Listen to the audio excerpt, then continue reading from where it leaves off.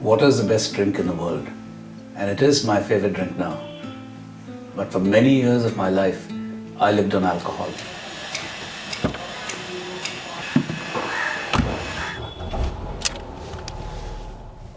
I had no idea that my life would change at the age of 15 forever when I had the little capful of Fenny that my friend offered me. I just glugged a capful and my whole life changed. It felt great. I could feel a warmth from my throat down to my stomach as the liquid was going in. The goose pimples. Everything I felt had changed. Conflict ceased in my mind. I was at peace. I was in control. And that is exactly what you need to be careful about. Anyone who feels as great as I did when you have your first drink or first cigarette or any substance is a high risk point for addiction later in life.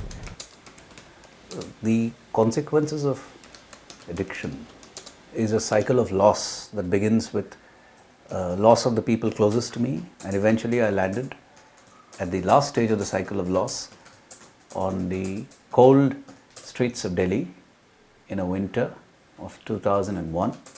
I spent 9 months on the pavements, on the roads, hiding like a rat, completely broke, destitute, without a soul in the world to connect with. A former journalist colleague, Paranjoy Guha Thakurta, for reasons best known to him, decided he would save my life. He took me to a rehab. I had no idea what a rehab was. I had no idea what my problem was, but he took me there.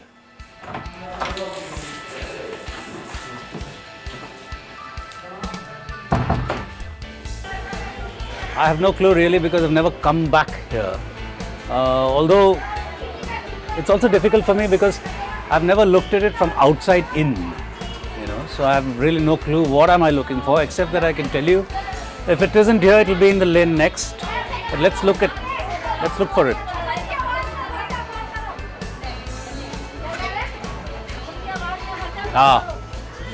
There you are.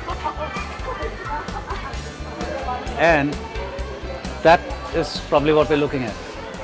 This was a step short of Tihar jail. Iron beds, sleeping on the floor, iron chairs, most of all, no high. So life hit me hard. I mean, what I was trying to escape from came rushing back, and I hated everybody who brought me here. Plus there was a whole lot of physical response. Diarrhea, cold, nausea, chills, insomnia. I hated it. The 5th day, I resigned myself to my fate, and I walked into a session by Oswald Pereira, who later became my counselor and my mentor. It was a life-changing session. Everything he said, I thought was about me. The emotional pain, the lack of self-esteem, the self-loathing, sense of rejection, everything made sense to me. I then understood slowly from there that the roots of my problem had nothing to do with anything external of me. I was merely trying to hit out of the world for the world having rejected me, or whatever sense I got of that. From that point on, I've been traveling inward, and my journey inward has really made me who I am now. I have no temptation, no urge, no craving at all, because my brain has been trained to recognize the problem.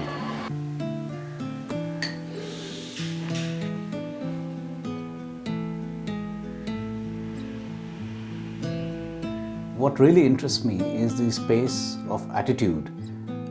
India, and generally people outside India, all citizens, what I have discovered is that the big change, the big momentum forward that is needed is of attitude. This is one of my principal vehicles through which I'd like to impact life. It's called the Sober Foundation. It's an institution in the making. I have signed 2 contracts with Fingerprint publishers to write 2 books in multiple languages, beginning with English.